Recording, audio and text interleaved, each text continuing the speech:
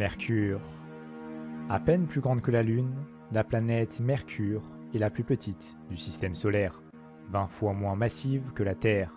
C'est aussi la plus proche du Soleil, puisqu'elle gravite à seulement 0,4 unités astronomiques de notre étoile, c'est-à-dire à seulement 0,4 fois la distance Terre-Soleil. Bien qu'elle soit très proche du Soleil, avec 180 degrés en moyenne en surface, Mercure ne détient pas le record des températures les plus élevées. Celle-ci revient à Vénus en raison de son atmosphère très dense qui crée un puissant effet de serre. À la surface de Mercure, quasiment dépourvue d'atmosphère, la lumière du Soleil est 7 fois plus brillante et intense que sur Terre, et notre étoile apparaîtrait 3 fois plus grande dans le ciel pour un observateur. Mercure est la planète la plus rapide du système solaire, car à 47 km par seconde, seulement 88 jours lui suffisent pour faire le tour du Soleil. Fin 2011, alors que les 3/4 de la durée de la mission primaire sont écoulés, la sonde Messenger a fourni de nouveaux éclairages sur Mercure dans plusieurs domaines. Des photographies énigmatiques de dépôts brillants situés au fond de certains cratères, prises avec une résolution allant jusqu'à 10 mètres par pixel, ont révélé qu'il y avait à ces emplacements des groupes de cavités d'une taille variable comprise entre quelques centaines de mètres à plusieurs kilomètres. Ces formations sont souvent entourées de halos de matière hautement réfléchissante et sont généralement associées à des roches éjectées par le processus de formation de cratères. Ces formations, qui comptent parmi les plus récentes et les plus brillantes présentes sur la planète, n'avaient jamais été observées auparavant sur aucune autre planète ou lune du système solaire. L'origine de ces dépressions n'est pas expliquée. Toutefois, leur apparence, qui donne l'impression de résulter d'une gravure, suggère qu'elles se sont formées par enlèvement de matériaux depuis la surface. Une des théories avancées est que ces dépressions résultent de la sublimation des éléments volatiles contenus dans les roches. Par ailleurs, les photos prises confirment que les déformations affectant la croûte de Mercure sont essentiellement liées à la contraction de la planète et sont à l'origine de gigantesques écartements lobés et de failles, mais il existe également des dizaines de zones, généralement situées à l'intérieur de cratères ou de bassins, qui présentent au contraire des signes d'expansion de la croûte. Le spectromètre à rayons X a effectué plusieurs découvertes importantes sur la composition du sol de Mercure. Contrairement au sol de la Lune, celui de Mercure n'est pas dominé par les roches riches en feldspats. Les mesures ont également confirmé des observations effectuées par télescope depuis la Terre, suggérant que des sulfures sont présents à la surface de Mercure. En conséquence, les blocs de matériaux qui ont formé la planète étaient moins oxydés que ceux ayant servi à la formation des autres planètes intérieures. Cette théorie aurait des répercussions importantes sur notre compréhension du volcanisme sur Mercure. L'altimètre de Messenger a permis de montrer que les sommets les plus importants s'élèvent à 9 km, comparable à l'Everest sur Terre. Le magnétomètre embarqué a permis de déterminer, après plusieurs orbites, que l'équateur magnétique de Mercure est à 480 km au nord du centre de la planète. Le noyau métallique fondu, situé au cœur de la planète, à l'origine du champ magnétique, comporte donc une importante asymétrie nord-sud. En conséquence, le champ magnétique comporte un trou important au niveau du pôle sud qui permet aux particules du vent solaire de frapper la surface de Mercure. Ce phénomène arrache des atomes de la surface qui viennent alimenter l'atmosphère ténue de Mercure tout en polissant le sol. D'autres résultats ont été produits durant les extensions de la mission, comme le spectromètre à neutrons de la sonde spatiale qui a définitivement démontré que de la glace d'eau se trouvait à la surface de Mercure, malgré sa température très élevée, jusqu'à 400 degrés. Celle-ci se trouve stockée à l'intérieur de cratères en permanence à l'ombre, situés dans les régions polaires de la planète.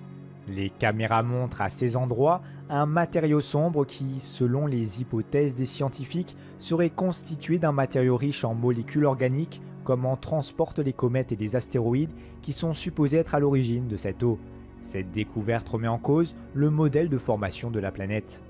Le noyau métallique de Mercure, en se refroidissant, a entraîné une diminution du diamètre de la planète du fait du volume moins important occupé par le métal en phase solide.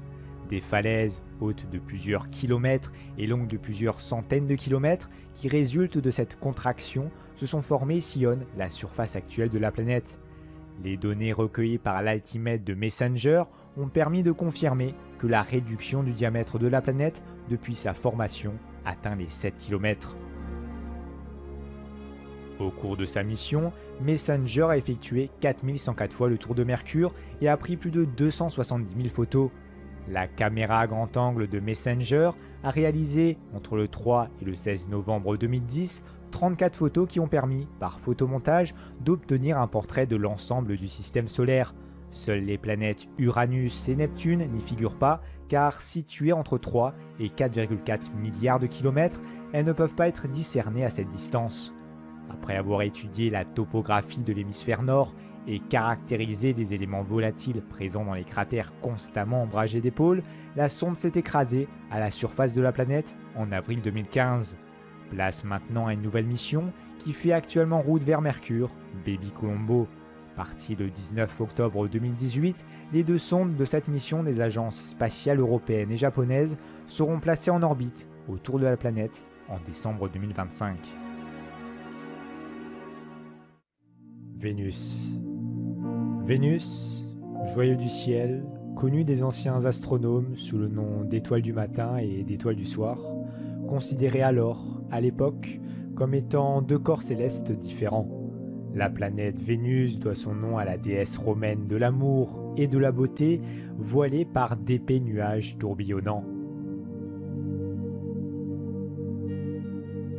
Les astronomes réfèrent à Vénus comme étant la planète sœur de la Terre. Les deux planètes sont similaires en grosseur, en masse, en densité et en volume. Elles se sont formées à peu près en même temps et se sont condensées à partir de la même nébuleuse. Cependant, son destin en a décidé autrement et l'a rendue, au fil du temps, très différente de la Terre. Elle ne possède pas d'océan et est entourée d'une lourde atmosphère composée principalement de dioxyde de carbone. Ces nuages sont composés de gouttelettes d'acide sulfurique. La pression atmosphérique à sa surface est 93 fois plus importante que celle de la Terre. Mais alors comment en est-elle arrivée là ? La deuxième planète la plus proche du Soleil a vu peu à peu son océan s'évaporer. Or, la vapeur d'eau est un redoutable gaz à effet de serre, permettant aux rayons du Soleil de chauffer la planète sans laisser la chaleur s'échapper. Le réchauffement global s'est accéléré et en quelques centaines de millions d'années, son océan s'est totalement évaporé. L'eau s'est alors concentrée dans les plus hautes couches de l'atmosphère. Puis, les rayons ultraviolets du Soleil ont cassé les molécules d'eau. Les atomes d'oxygène sont retombés à la surface, tandis que les atomes d'hydrogène, plus légers, sont allés se perdre dans l'espace. Aride, sans tectonique des plaques, ni volcanisme régulier, Vénus est devenue incapable d'évacuer sa chaleur interne, et durant des centaines de millions d'années, la pression fut en constante augmentation. Lorsque cette pression arriva à son paroxysme, la planète libéra alors le dioxyde de carbone dans son atmosphère par les volcans. Ce CO2 remplace maintenant l'eau comme gaz à effet de serre et les volcans, bien plus nombreux sur Vénus que sur Terre, en rejettent perpétuellement. De cette façon, le dioxyde de carbone s'accumule massivement dans l'atmosphère. Aujourd'hui, il compose plus de 97% de l'atmosphère de Vénus. La température moyenne y est de 460 degrés, mais peut monter jusqu'à 520 degrés. L'acide sulfurique est un autre gaz entrant dans la composition de l'atmosphère de Vénus. C'est ce gaz, très réfléchissant, qui fait apparaître Vénus, aussi brillante dans notre ciel. Et parfois, cet acide sulfurique retombe sous forme de pluie très corrosive. Vénus tourne autour du Soleil tous les 225 jours terrestres, mais contrairement aux autres planètes du système solaire, Vénus a une rotation rétrograde, c'est-à-dire à l'envers. Ainsi, le Soleil s'y lève à l'ouest et s'y couche à l'est. Cette rotation est particulièrement lente, si bien que d'un lever du Soleil à l'autre, il ne s'écoule pas moins de 8 mois terrestres. Vénus a donc des journées plus longues que ses années, Ainsi, un jour vénusien dure 243 jours terrestres. L'atmosphère de Vénus est très épaisse et très dense. À la surface, la pression atmosphérique est 93 fois plus élevée que sur Terre et la densité environ 50 fois plus volcanique de cette taille est l'île d'Hawaï. Près d'1 millier de cratères d'impact sur Vénus sont uniformément répartis sur sa surface. Environ 85% de ces cratères sont en parfait état. Le nombre de cratères, ainsi que leur état bien préservé, indique que la planète a subi un resurfaçage mondial il y a environ 300 ou 600 millions d'années. Sur Terre, la croûte terrestre est continuellement en mouvement, mais Vénus, elle, serait incapable de soutenir un tel processus.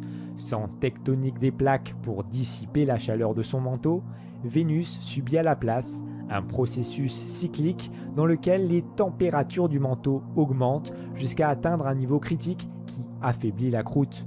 Puis, sur une période d'environ 100 millions d'années, la subduction se produit à une échelle énorme, recyclant complètement la croûte de la planète.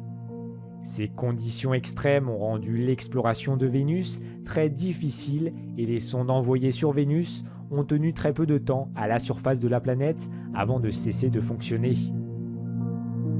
Les premières photos nous viennent de Mariner 10 en 1974 qui est passé à côté de Vénus pour se diriger vers Mercure et a pris des photographies ultraviolettes des nuages, révélant les vitesses de vent extraordinairement élevées dans l'atmosphère vénusienne.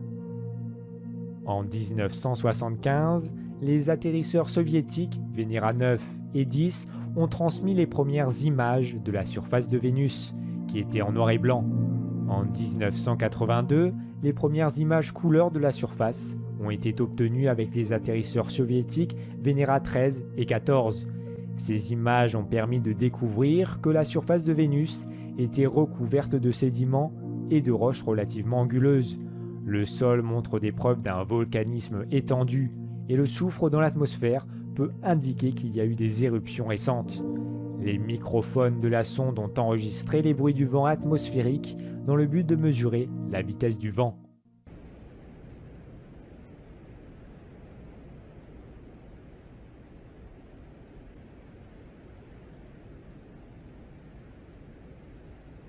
Ce fut le premier enregistrement sonore sur une autre planète. Quelques années plus tard, la surface de Vénus a été cartographiée en détail par Magellan en 1990. D'après les informations recueillies par la sonde américaine Magellan, la structure interne de Vénus serait effectivement comparable à la structure terrestre. Elle serait donc composée d'un noyau interne solide, appelé la graine, et d'un noyau externe liquide. Ce noyau serait entouré d'un manteau solide et visqueux ainsi que d'une croûte solide. Mais ce modèle reste hypothétique et la question de la composition du noyau vénusien reste ouverte, car une interrogation persiste. Si Vénus possède la même structure interne que la Terre, comment expliquer qu'elle ne génère pas de champ magnétique intrinsèque ? En effet, le noyau externe terrestre est constitué d'un liquide chaud et conducteur d'électricité à l'intérieur duquel se produisent des mouvements de convection. Cette couche conductrice alliée au mouvement de rotation produit un effet dynamo qui maintient un système de courant électrique connu sous le nom de champ magnétique. L'absence de champ magnétique interne de Vénus pourrait s'expliquer de deux façons différentes. Soit la rotation de Vénus serait trop lente pour maintenir un courant électrique, soit le noyau de la planète serait solide. Plusieurs autres missions ont exploré Vénus depuis l'espace dans les décennies qui ont suivi, mais aujourd'hui, Akatsuri, la sonde japonaise, est la seule actuellement présente autour de Vénus. Terre, planète aux milliers de couleurs et berceau de l'humanité, l'oasis de vie a encore beaucoup à nous apprendre sur les mystères et les origines de notre existence. Par où commencer ? Il y a matière à raconter, mais parfois les images parlent plus que les longs discours. En attendant une vidéo complète sur le sujet, je vous laisse avec ces images de notre planète et de son satellite.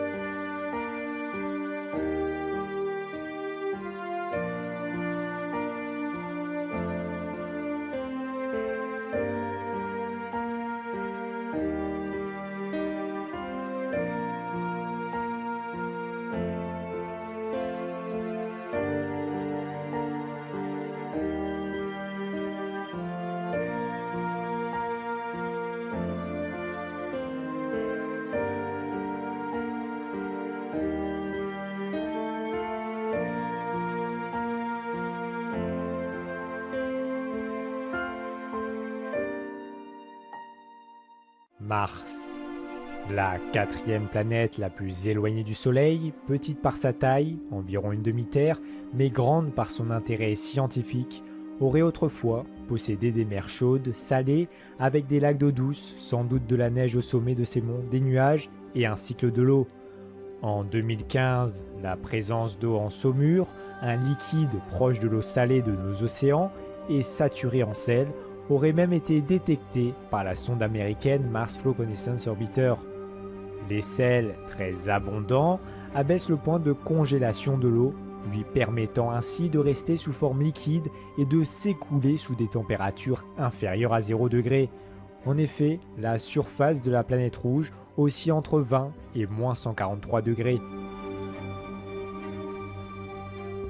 Plus fou encore, la NASA a fait l'annonce début juin 2018 de l'identification par le rover Curiosity d'un cycle du méthane sur la planète rouge et de molécules organiques. Le rover américain sur Mars depuis 2012 a permis, grâce à l'instrument SAM, de repérer des chaînes d'atomes contenant du carbone et de l'hydrogène dans des roches âgées de plus de 3 milliards d'années. Or, à cette époque, de l'eau liquide aurait coulé sur Mars.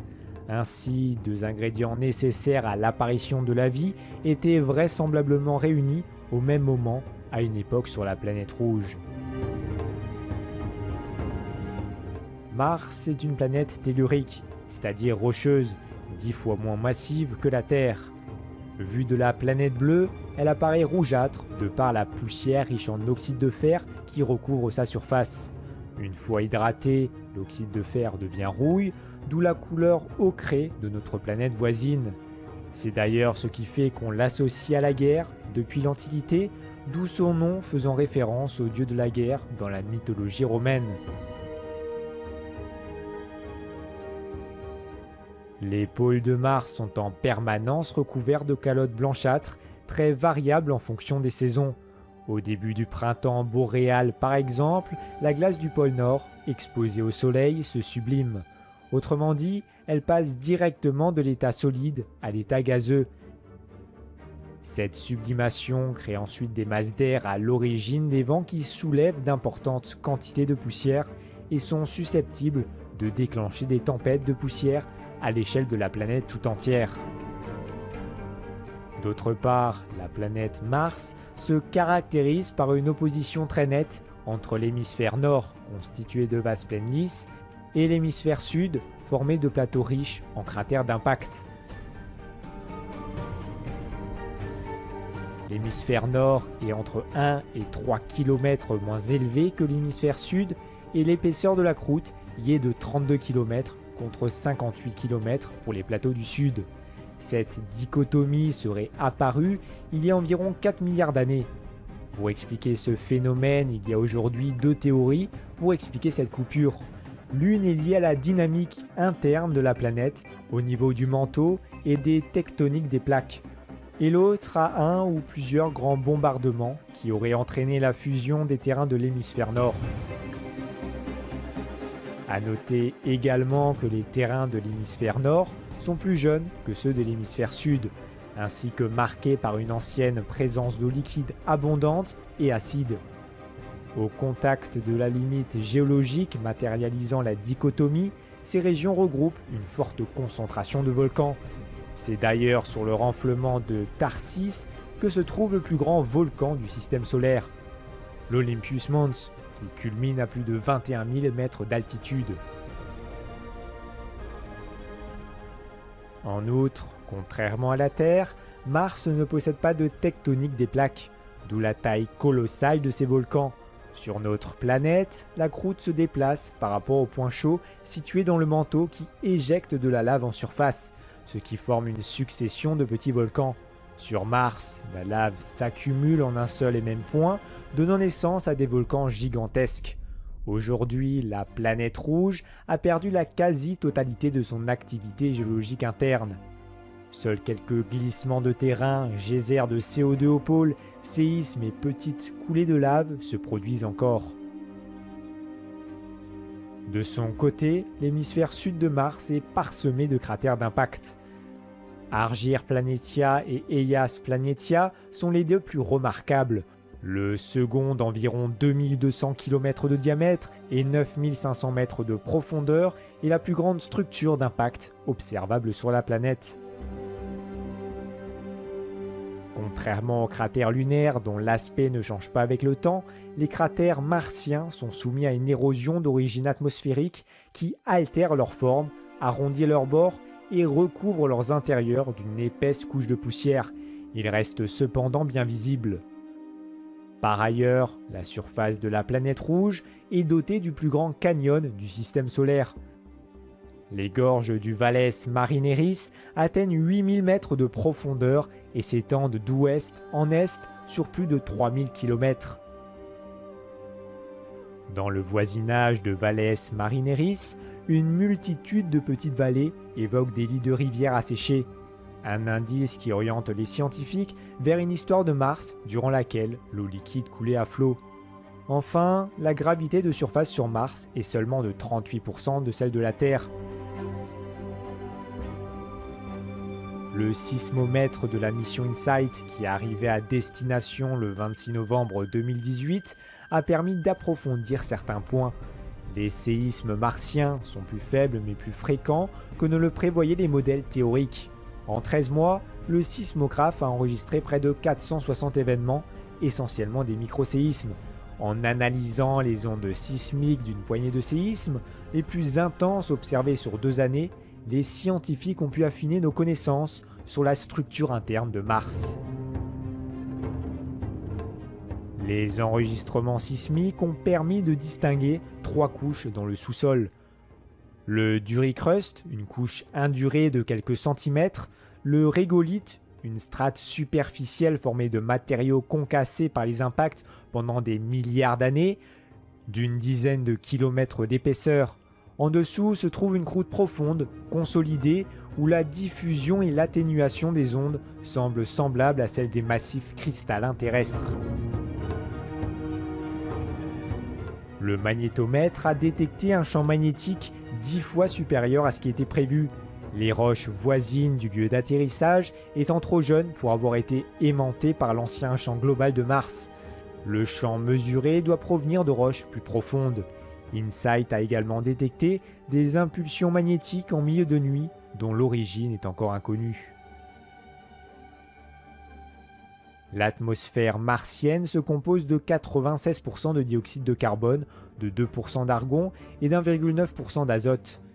Les images prises depuis la surface de la planète montrent que le ciel apparaît orange, ce qui est vraisemblablement dû à de fines particules de poussière d'oxyde de fer, la même qu'au sol en suspension.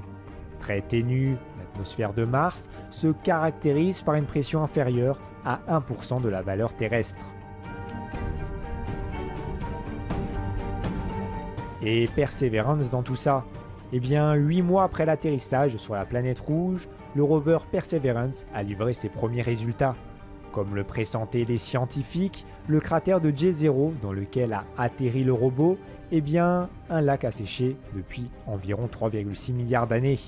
D'après la toute première étude, menée à partir des données recueillies par la Supercam française de Perseverance, le lac s'étendait sur un diamètre d'environ 35 km et sur plusieurs mètres de profondeur.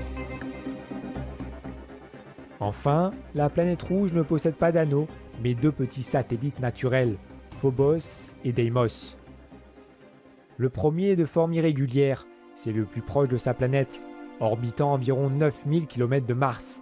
Il tombe vers Mars de 18 cm chaque année à cause de l'attraction gravitationnelle de la planète.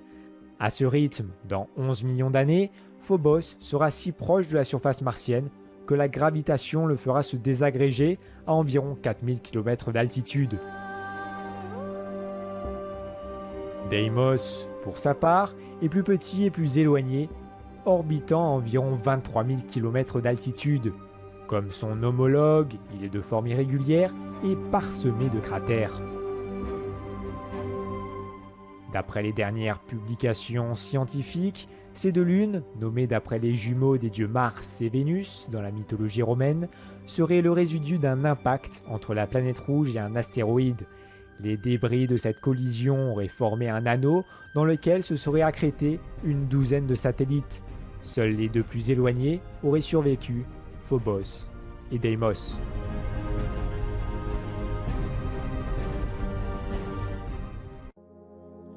Entre les orbites de Mars et de Jupiter se trouve la principale ceinture d'astéroïdes du système solaire. Dans cette région, on estime qu'il y a plus de 150 millions d'objets. La plus grande d'entre elles est la planète naine Cérès. Dawn est une sonde spatiale de la NASA, dont la mission consiste à étudier Vesta et Cérès, les deux principaux corps de la ceinture d'astéroïdes. Lancée en 2007, Dawn a entamé ses observations en 2011 en se plaçant en orbite autour de Vesta, puis de Cérès, et les a achevées en 2018. Mais qu'est-ce que la sonde a vu sur Cérès ? Les images fournies par la caméra de Dawn montrent de nombreux cratères éparpillés sur une surface globalement homogène avec des taches lumineuses. Celles-ci sont des dépôts de carbonate et autres sels. La surface s'est révélée relativement complexe avec une superposition de terrains jeunes et anciens. De nombreux indices, tels que la quantité d'hydrogène mesurée, l'identification directe et la trace d'écoulement, démontrent que les glaces sont abondantes aux latitudes élevées. Mais la présence de cratères de grande taille jusqu'à 300 km de diamètre plaide pour une croûte plus solide que de la glace. Les mesures du champ gravitationnel et l'étude des formations en surface indiquent que la densité interne de Cérès augmente lorsqu'on se rapproche du centre de la planète naine. Ceci indique que Cérès est une planète différenciée avec un cœur dense composé essentiellement de roches et un manteau riche en eau. Cette caractéristique distingue Cérès des autres astéroïdes.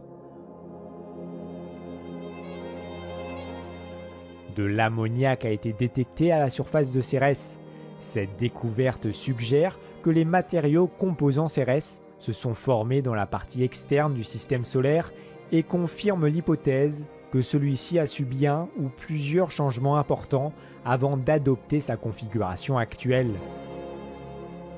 Le spectromètre infrarouge de Dawn a permis d'identifier l'origine des taches claires visibles dans la région du cratère Okator. Elles sont constituées par une accumulation de carbonate. La quantité de ce minéral présent sur le site dépasse tout ce qui a pu être trouvé dans des formations similaires sur Terre. Okator est un cratère récent à l'échelle géologique avec un âge estimé à 80 millions d'années. La présence de carbonate sur Terre signale l'existence de phénomènes hydrothermaux, ce qui implique la présence d'eau chaude. Le carbonate de Cérès suggère que l'intérieur de l'astéroïde est beaucoup plus chaud que ce qui était estimé par les scientifiques. Ceux-ci sont désormais certains que de l'eau à l'état liquide était présente sous la surface dans un passé récent à l'échelle géologique. Les sels visibles constituent les reliques d'un océan ou de poches d'eau ayant atteint la surface. Le spectromètre infrarouge de Dawn indique également la présence de sels contenant de l'ammoniac dans le cratère d'Okator. Des argiles contenant de l'ammoniac ont déjà été détectées à d'autres endroits de la surface de Cérès.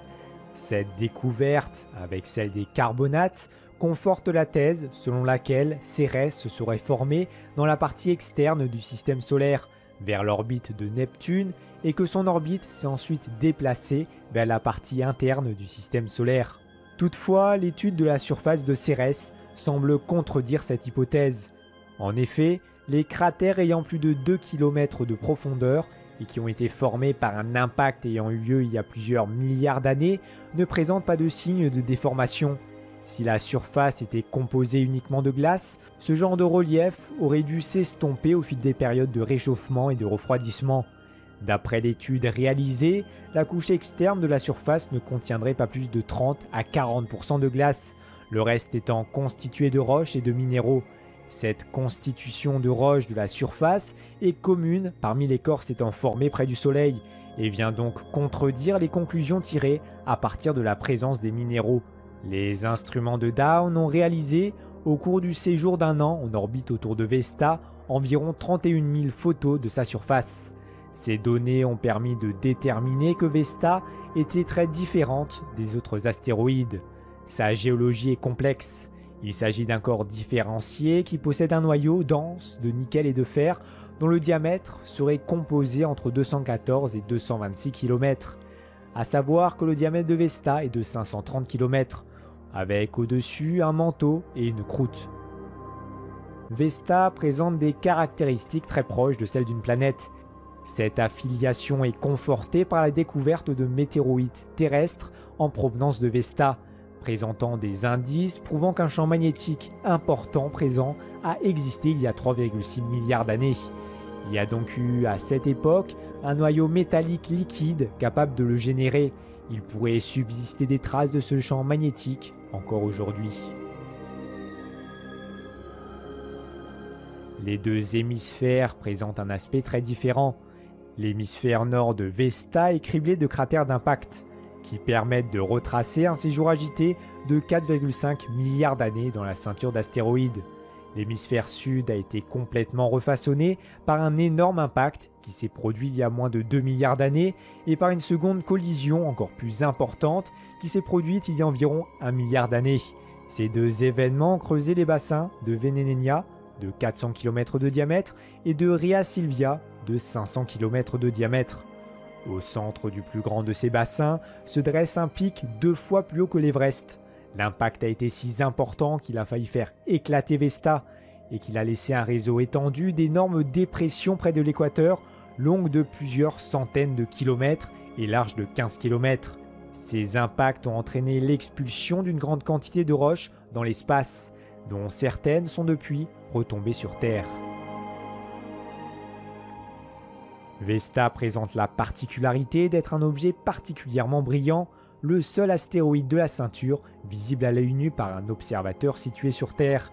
Cela est dû, selon les observations effectuées par Down, à la présence de zones de taille variable d'une centaine de mètres à 16 km de diamètre qui sont 2 fois plus brillants que le reste de la surface de Vesta et qui se trouvent essentiellement dans ou à proximité des cratères d'impact. Ces terrains sont constitués du matériau originel de l'astéroïde remontant à 4 milliards d'années, mis à nu par le choc de l'impact des astéroïdes qui se sont écrasés sur le sol de Vesta. À côté de ces surfaces claires, on retrouve des zones sombres qui pourraient correspondre à des restes d'astéroïdes qui se seraient écrasés à basse vitesse sur la surface ou à des portions de la croûte basaltique qui auraient fondu à la suite d'impacts plus violents. Les instruments de la sonde spatiale ont permis de déterminer la composition des roches en surface, constituées essentiellement de minéraux riches en fer et en magnésium. Les glissements de terrain, les cratères d'impact, ainsi que des mesures très fines des variations de gravité, ont permis d'identifier la composition des strates superficielles. Une carte des températures de surface a pu être établie.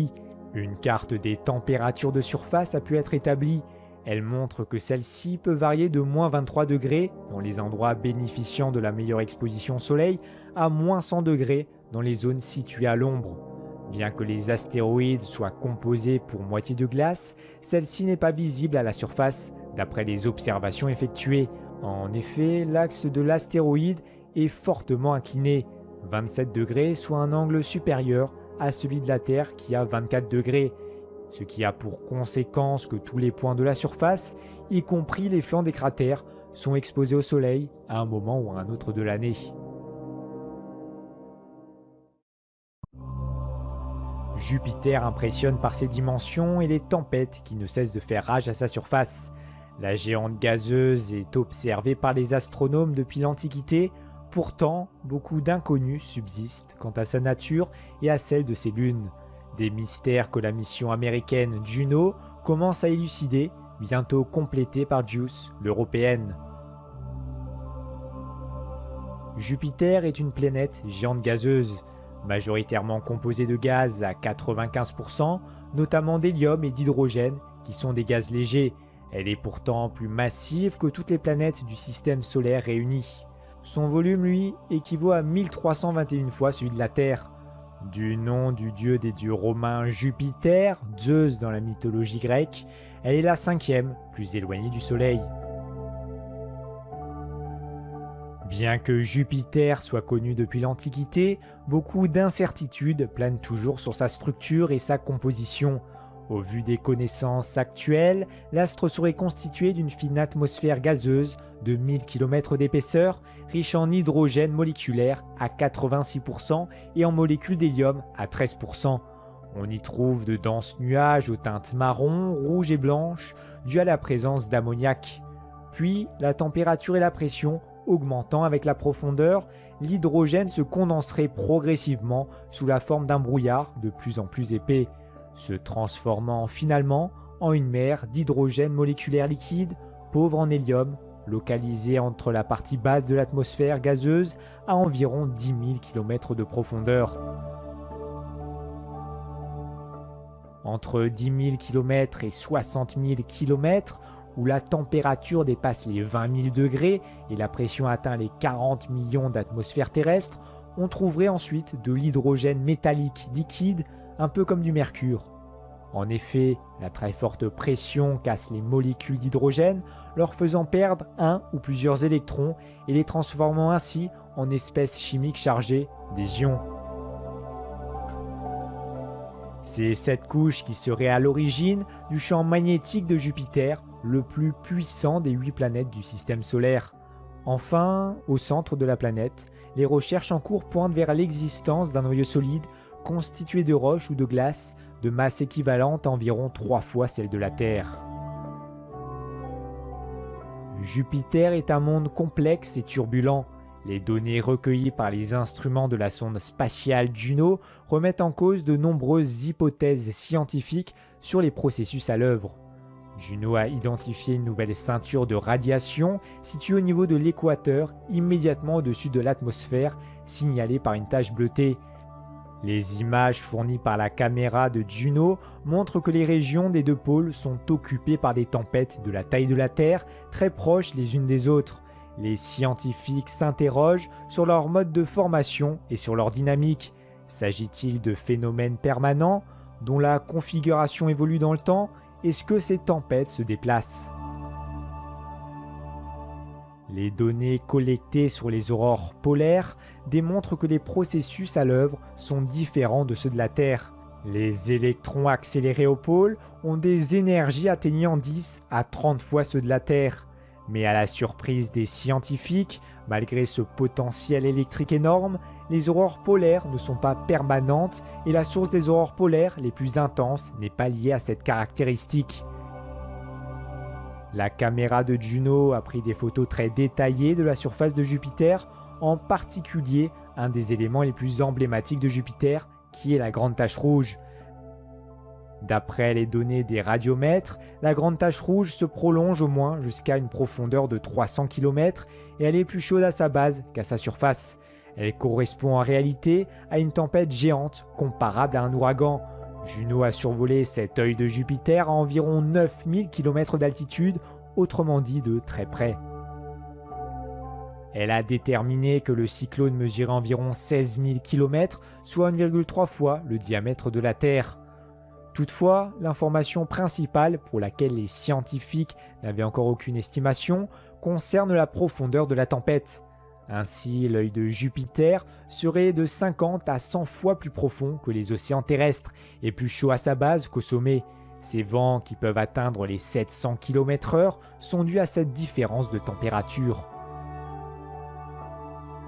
Le radiomètre embarqué indique que les couches profondes de l'atmosphère de Jupiter, 50 à 100 km en dessous du sommet des nuages, sont agitées, contrairement au consensus général des scientifiques tablant sur l'absence d'énergie à cette profondeur. Par ailleurs, en s'appuyant sur les mesures du champ de gravité, le radiomètre ne permet pas de sonder au-delà de quelques centaines de kilomètres. L'équipe scientifique de Juno a découvert que les vents et le découpage en bandes horizontales visibles en surface s'étendaient jusqu'à une profondeur de 3000 km, fixant ainsi une limite inférieure de l'atmosphère à une profondeur bien plus importante que prévu.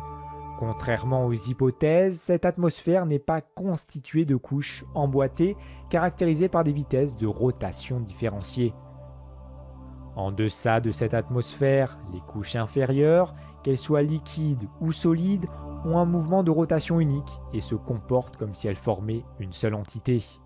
Compte tenu des résultats obtenus en mesurant le champ de gravité, il se pourrait que le noyau rocheux et métallique de la taille d'une Terre, voire d'une super-Terre, existant au moment de la formation de Jupiter, se soit dissous et mélangé avec le manteau constitué d'hydrogène métallique liquide. L'intensité du champ magnétique de Jupiter, qui a pu être mesurée avec précision, atteint les 7,7 Gauss, une valeur supérieure à ce qui était prévu. L'instrument utilisé a pu démontrer qu'il était irrégulier, ce qui semble indiquer que la dynamo qui génère le magnétisme est plus proche de la surface de la planète que prévu et serait située au-dessus de la couche d'hydrogène métallique. Avec un lancement prévu en juin 2022, la mission de l'ESA, JUICE, rejoindra Juno dans l'environnement jovien en 2029. Elle observera Jupiter et surtout ses 3 plus grands satellites qui sont Europe, Ganymède et Callisto, qui renfermeraient chacun un océan sous une croûte solide. Dans le système de Jupiter, il y a 79 lunes confirmées de différentes tailles, formes et compositions. En l'honneur de l'homonyme de Jupiter, elles sont parfois appelées collectivement les Joviennes. Parmi celles-ci, les 4 plus grandes, Io, Europe, Ganymède et Callisto, sont connues sous le nom de Galiléennes. Ces 4 lunes sont parmi les plus grandes du système solaire, Ganymède étant la plus grande de toutes, encore plus grande que la planète Mercure. En plus, 3 de ces lunes, Europe, Ganymède et Callisto, sont toutes censées ou connues pour avoir des océans intérieurs près de leurs limites noyaux-manteaux. La présence d'océans d'eau chaude est considérée comme une indication de la vie potentielle sur ces lunes. Lancée le 18 octobre 1989, la sonde Galileo atteignait 6 ans plus tard Jupiter et ses lunes, pour les étudier jusqu'en 2003. Des déboires et des premières ont rythmé une des plus exceptionnelles missions d'exploration planétaire. Galileo collecte de nombreuses informations scientifiques malgré l'indisponibilité de sa grande antenne qui n'a pas pu être déployée, limitant fortement le volume de données transmis. Io, avec un rayon de 1820 km et une distance moyenne de 420 000 km de Jupiter, Io est complètement enveloppé par le puissant champ magnétique de Jupiter. La Lune a la période orbitale la plus courte de toutes les Galiléennes, prenant environ 43 heures pour accomplir une seule orbite autour de la géante gazeuse. Io a la densité la plus élevée de toutes les lunes du système solaire et est nettement plus dense que les autres lunes galiléennes. Composée principalement de roches silicatées et de fer, sa composition en vrac est plus proche des planètes terrestres que des autres satellites du système solaire externe qui sont principalement composés d'un mélange de glace d'eau et de silicate. Contrairement à ses cousins joviens, Io n'a pas d'océan d'eau chaude sous sa surface. En fait, sur la base des mesures magnétiques et l'observation de flux de chaleur, on pense qu'un océan de magma existe à environ 50 km sous la surface. Cette chaleur est également responsable de l'activité volcanique d'Io et de son flux de chaleur observé. Galileo a survolé à cette reprise le satellite de Jupiter, mais les premiers et derniers survols ont produit peu de données scientifiques. Les observations effectuées ont permis d'identifier plus de 100 volcans actifs à la surface de cette lune, parmi lesquels Loki, le plus puissant des volcans du système solaire. Ceux-ci produisent de la lave avec un débit énorme, faisant de cette lune, selon les spécialistes, une parfaite représentation de l'enfer. Il faut remonter à 2 milliards d'années dans l'histoire de la Terre pour trouver des phénomènes d'une telle violence. La caméra de la sonde spatiale a pu effectuer des gros plans d'une éruption de lave montant à plus de 1,5 km au-dessus de la surface de la Lune. La surface est constamment recouverte de plaines lisses, parsemée de hautes montagnes, de fosses de formes et de tailles diverses et de coulées de lave volcaniques. Son aspect coloré est également révélateur d'une activité volcanique qui a recouvert la surface de composés sulfuriques et silicatés et conduit au renouvellement de la surface. Io a la plus petite quantité d'eau de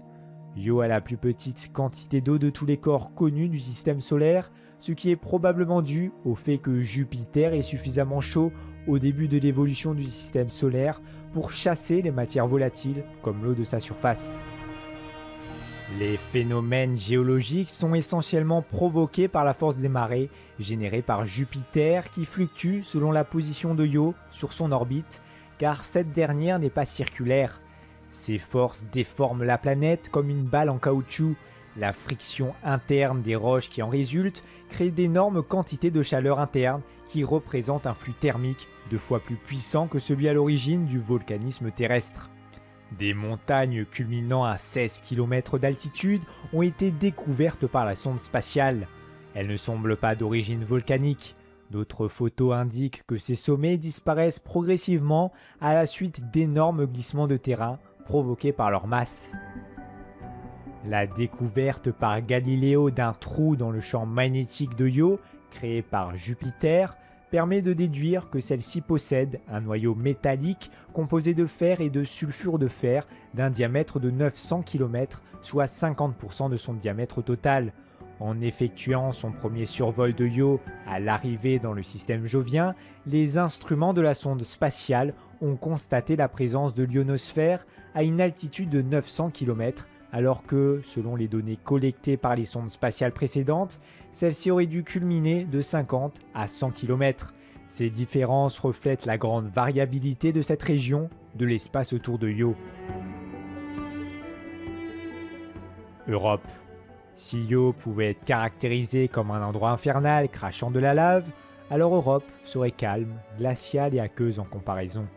Avec un rayon moyen de 1560 km et une masse de 4 puissance 22 kg, Europe est également légèrement plus petite que la Lune de la Terre.